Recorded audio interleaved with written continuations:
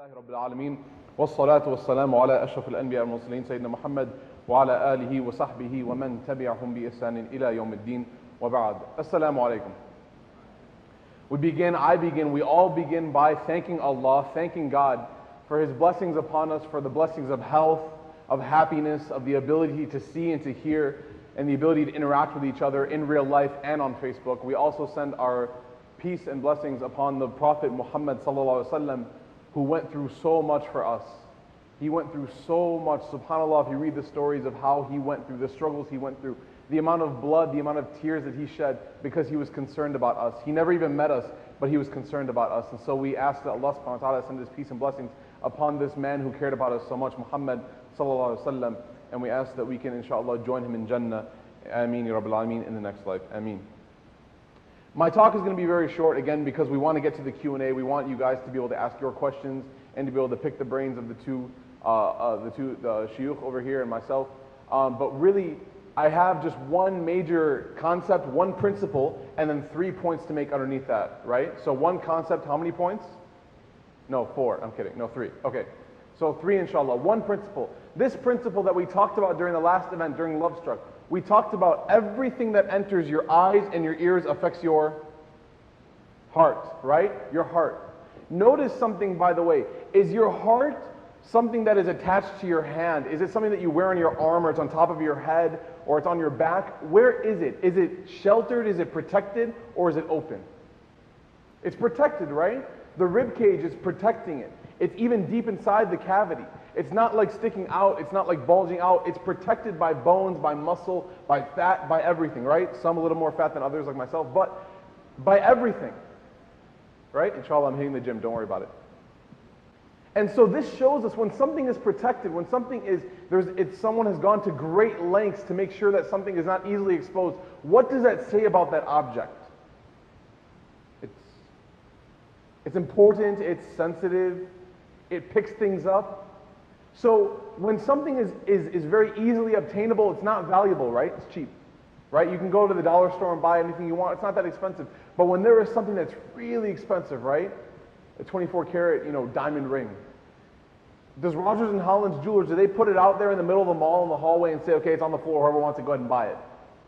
No, they put it in the safe. They keep it locked up. If you want to look at it, you're going to have to wear gloves. The person's going to have to clean it up every time. So our hearts are protected physically. Allah subhanahu wa ta'ala within our own selves gave us a sign that our hearts are not sticking out of our bodies. Rather, it's deep inside of us, protected by bones, by muscle, by fat, so that it's not easily exposed. And in this physical sign is a spiritual sign, that our hearts as well can pick up other things, other evils, other trips of shaitan that we don't want. So when we think about wherever we're interacting, as Wissam was saying, whatever we're doing, whatever we're not doing, think about how these things affect your heart. Because as he said, we can stand up here and tell everyone, haram, halal, haram, whatever. We can shout out all these words that we don't want to use. But in reality, ask yourself the question, how is this affecting my heart? Because on that day, what's in your heart that day where no one can see because it's so protected, on that day, that heart will open up and all of your deepest secrets will come out. And so right now, we can live our life with our hearts nice and solid and secret and confined in that safe of our chest. But on that day, the heart is going to be open. And it's going to be you and Allah. It's going to be me and Allah. And Allah is going to say, this was in your heart, tell me why. This was in your heart, tell me why. Some will be good and some will be bad. And we ask Allah to make our good more than our bad. Ameen.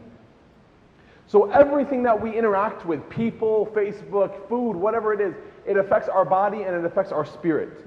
And the proof of this is I want to ask each of you a question. Can you imagine the internet before Facebook? Can you? Sorry, you guys are too old. Can anyone under the age of 40, sorry guys, I'm joking. They're not 40 years old. Can anyone imagine what the internet was like before Facebook? Can anyone forget the Facebook logo?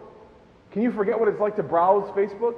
It's embedded in our mind. It's in our personality now. Some people, they tell me that they open up their browser and the first link they click on their favorites bar is Facebook and they say, I don't even know why, I just click it. Like, I'm going online to check my email, and then when I open the browser, I click Facebook first, and I have no clue why I click it first. Right? Some of us may even feel that. On my iPhone, there have been many times where I'm opening my phone to call someone, and I'm like, all right, Facebook. Why? Posting a status, trying to call someone, right? And then I go try to call someone. Like, why don't I just call someone? Because we've become so used to it. We've become so addicted to it, actually. There are rehab facilities nowadays in America that deal with Facebook addiction. People who cannot get off of Facebook, they have to have professional help because it has become an addiction in their brain. So this is a very serious issue, and this is proof that these things affect us in our heart. With this principle, I want to discuss three things, three major points. I sat down with a few brothers over the past month or so when we've been planning this event. I've been talking to a few people and asking them, tell me about Facebook. Tell me about your experiences on Facebook. I have one. Probably many of you are friends with me on Facebook, but I wanted to ask other people, tell me about your experiences with Facebook. What do you think? And three major things came up. Number one is fakeness. Fakeness. Being a poser, right? Not being real. As they say, like, you're not real online, you're fake. And so I would ask people, what does it mean to be fake? What does it mean when you tell me that people are fake online? And a few things came up. As I'm reading these things, see if any of these ring a bell. Number one, people aren't who they are in real life. They'll say things online that they would never ever dare to say in real life. Number two, people post pictures online that they would never ever post or never ever show in real life, especially to their parents, one guy said. Number three, people are trying to create an image of themselves. People try to make themselves on this Facebook page that they're not who they are in real life. So for example, if they have that one favorite hat that they only wear once or that one outfit, they try to put pictures after picture after picture, even though we can see the cameras right there, you're taking it in the bathroom mirror, right? Right? Everyone's like, oh, how'd this picture get taken? Well, because the flash is right in front of you, dude. It's like the mirror's right there. And your bathroom is really dirty, you gotta clean it up. Right? You might want to change that towel on the rack, it's got stains on it. Okay? So people are saying that with these pictures and posting photos, people try to create this personality of who they are. Right? Like some kid who's 14 who goes to a high school tries to tell everyone that he's Jay-Z because he's wearing the same clothes that Jay-Z wore that night at the concert. Right? But in reality, like your parents bought it for you because it was on sale at Kohl's. Right? Now, this issue, and these, by the way, these are straight from the kids' mouths, right? I had these ideas, but they told me. This issue of being fake is not only spiritually degrading, right? Your relationship with Allah is going to suffer because you start to lie to yourself and then you start to believe these lies about who you are. Now, am I against putting up pictures or statuses on Facebook? No, but I think that we need to watch out for them. But even more concerning, even more troublesome than the spiritual degradation is the psychological degradation. You begin to become someone with low confidence. Low self-esteem. You don't appreciate who you are. You're not proud of who you are. The Prophet ﷺ was very, very, not arrogant, but proud of himself as Muslims. You know, one time they were praying, the Muslims were praying in Dar al-Arqam, which is like the place where the Muslims used to pray before they let everyone know that Islam was public. And this was right after Umar Khattab, he converted. Right afterwards, right? So they used to pray there. So Umar Khattab, he goes to the Prophet ﷺ and he says, Ya Rasulullah, aren't we on the truth? Isn't Islam correct? And the Prophet says, yeah, it is, obviously. He goes, so why are we still praying in this house? Why can't we go out to the Kaaba and pray in front of everyone, let them know that we're Muslim? And the Prophet ﷺ said, well, you know, we watch out for these reasons. And Umar Khattab said, Ya Rasulullah, with all due respect and love, I think we should do this. And the Prophet said, okay, we'll take your advice and we'll do it. So they marched out with the Muslims in two lines and they went and they prayed in front of the Kaaba. And this was a historic day for the Muslims. This was the day where the Quraysh realized that Umar Khattab had become Muslim and they were like worried after that. But you see here, this example is one example, but you see the principle of being proud of who you are, not trying to hide your flaws and inconsistencies by these fake ideas and fake images, but being who you are and being proud because Allah created you the way you are. And wallahi, everyone in this room, you are special seriously in your own way. No Barney like jokes, right? You really are. Wallahi, there are some things that I can't do that Abdullah can do. There are some things that Abdullah can't do that I can do. We each have our own talents, so don't be ashamed of not being like everyone else. Be who you are. My dad always says something funny. He goes, everyone tries to dress up differently, everyone tries to color their hair differently, everyone tries to talk differently, but they end up realizing that at the end, they all end up looking and dressing and talking the same. Even their initial goal was trying to be different. So everyone tries to be different. What ends up happening is that when everyone tries to be different, they all end up being different together. So they end up being the same. And they're like, man, right? So you see people, I'm wearing these shoes, they're called Toms, right? I bought them because they're comfortable and because when you buy a pair, they give a pair to some an orphan child or a poor child overseas. One kid comes up to me and goes, "You're wearing Toms." I was like, "Yeah." He's like, "Man, no, I can't wear them anymore because they're not, trendy." And I was like, "Okay, so apparently you're the only person who can wear these shoes. If that was the case, this company would go out of business." It's like, "Yeah, man." We call them hipsters, right? Okay. So be real, don't be fake. Facebook is difficult because it allows you to be fake. It enables you. Does it make you fake? No. But it gives you the avenue, so watch out. Don't be who you're not. Be who you are, inshallah, on Facebook. Be proud of who you are, not arrogant but proud. Number 2 is bullying and backbiting. I'm not talking about those links on Facebook that are like, "Oh my God, you will not believe what made this girl kill herself." Have you seen those links? And then everyone likes it and it ends up not being a picture or of anything, right? Or this girl's dad posted something on her Facebook and she killed herself, right? We're not talking about that. Those I don't think are even real stories. Those are just get you to click and watch the ads. We're talking about legitimate bullying on Facebook. Bullying that people have come to me in my office at IAT and said, "Brother Murphy, we have this issue with kids at school and I need you to help me out with this. These kids won't leave my friend alone, or these kids won't leave me alone." And we talk about bullying and backbiting, and we talk about how people, they do these things. And I ask these people, right, these people who are suffering, I say, "Why do you think they're making fun of you? Or why do you think they're making fun of this person?" And we've come to the realization that it's because people feel safe behind a computer screen or when they're on the go with their cell phone. Because they know that, again, if they told that person that stuff to the real face, if I said, "Yo, man, you ugly," to that person's face, he might punch me. But if I type it, I can close my laptop and go to sleep and forget about it. Right? So again, this ties in with being real with yourself. Don't say things, first of all, don't make fun of people, because Allah subhanahu wa ta'ala, this is a huge deal. I am the biggest guy in this room, okay? Probably. Definitely the strongest. No, probably not. When people make fun of me, it hurts my feelings. When people make fun of me, it hurts my feelings. Why? Because Allah subhanahu wa ta'ala says, "Ya ayyuhalladhina amanu, la yaskharu qawmun min qawmin asa an yakunu khayran minhum." Don't make fun of each other, especially if someone's better than you. Don't make fun of that person, because why? Allah created us, and He created our hearts and our feelings, and He knows that no matter how tough you think you are, no matter how Lil Wayne or 50 Cent you think you are, when someone insults you, it hurts your feelings. And now we've come to the point where a sign of brotherhood, a sign of being homies, is making fun of each other. That's not a sign of brotherhood. A sign of brotherhood is that you love for that person what you love for yourself. Do you love being made fun of? No. And so we need to watch out for this, bullying and backbiting, even to the ones that we're closest to, because these things, they tear relationships apart. They don't build relationships, they break them down. So we need to make sure that we aren't comfortable behind this screen or on this phone, and that the things that we say to people on Facebook are things that we would actually say in real life, but we also want to make sure that we don't ever insult or backbite people, because as he said, on that day when those books will be opened, there will be this one book as well that we're going to have to answer for as well. The third thing in my last point is about wasting time. And underneath this concept of wasting time is the issue of lowering your attention. Your attention span gets lowered.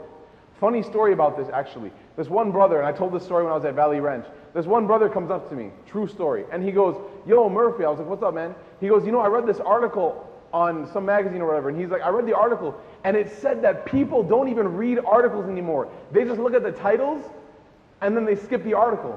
I'm like, "Oh, that's so interesting." He's like, "Yeah, it had to do with like attention span, people had no attention span." I said, "Really?" I said, "Where was the article? Like, what do the rest of it say?" He goes, "I don't know, I didn't read it." You knew that was coming, right? Yeah. Sounds like, "Yeah, I did." MashaAllah, nice suit, Wissam. Didn't know we were going to a wedding. Anyway.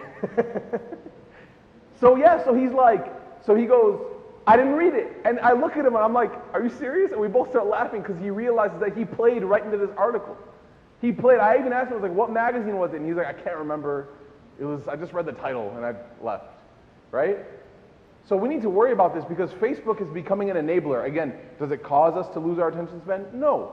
But the way in which we use it, because it's a tool, just like Hafiz Wissam said, may Allah bless him and his family, he said it's a tool. The way you use a tool can affect you, either for you or against you. Is fire a tool? Is fire a tool? What can you do with fire? Cook food, what else? Can you do bad things with fire? Yes. The way you use a tool is the way that it's going to affect you, not the tool itself. And so Facebook, we have to watch out, because how many of us, we go through albums and we click picture, picture, picture, picture, picture, picture, picture. We don't even look at the picture. Oh, he does that. Oh, she does that. Oh my God, that's her boyfriend. Oh my God, that's his, right? Right? Oh my God, he drinks. How many people have been exposed, as Sheikh Abdel Nasser is going to speak next, how many people have been exposed on Facebook for things that we didn't know that they did? So we need to make sure that we take time and we appreciate and we focus and don't lose our attention span as well. And the third point that goes along with that is wasting time.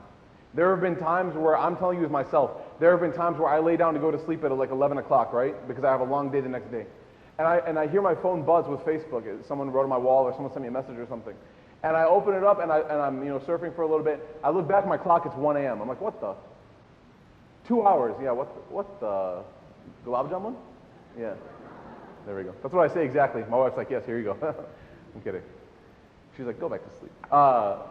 So I waste so much time on it. I open it, it's like 11 p.m. I'm like, okay, maybe like 20 minutes, I'll look at it. All of a sudden it's 1 a.m. I'm like, subhanAllah, where'd the time go? And then the next day I'm tired and I'm like, man, if I just wouldn't have looked at the Facebook for so long, then what would have happened?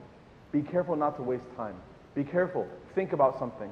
The amount of time you spend with something or someone is your sign, is your proof for yourself of how much you love that thing. And so I know people who literally have told me, bragging, that I've spent like 3 hours at a time on Facebook, man, chatting with my friends, posting up pictures, 3 hours, 4 hours. Some of us might be saying, whoa, some of us are saying, that's it? So we're on this book that Mark Zuckerberg, he created. And it shows us how much we love this book that Mark Zuckerberg, or whatever his name, sorry, the name's Mark Z, this book that Mark Z created. But ask yourself the question, how much time do you spend with the book of Allah? We have so much love for this guy, Mark. I love this guy. Have you seen The Social Network? It's awesome. He's so cool. I want to be like him. No, you don't. He's crazy. He's weird. But who do you want to be like? You want to be like the Prophet ﷺ, right? This guy, we spend so much time reading his book, but we have to spend a lot more time reading the book of Allah. Am I saying don't go on Facebook? No. But I'm saying use the tool the right way. Control the way you use this tool, and inshallah, use it for khair. You know, Love Struck? We didn't print one paper flyer. We didn't make many announcements. We made a Facebook event, and we had 800 people in this gym. For this exact event, we have, alhamdulillah, all of you people came, alhamdulillah, you blessed people came to this event, all through Facebook. There are good things you can use Facebook for, but you just want to make sure that you watch out and don't use it for the bad things. I ask Allah subhanahu wa ta'ala to enable us to come closer to Him through things like Facebook, through things like Twitter, whatever, all these social media outlets, and I ask Allah subhanahu wa ta'ala to protect us from the evils of these things and allow us all to have goodness in our hearts and come closer to Him and be in Jannah with the Prophet Muhammad sallallahu alaihi wasallam and all the righteous people. Ameen ya Rabbil Alameen.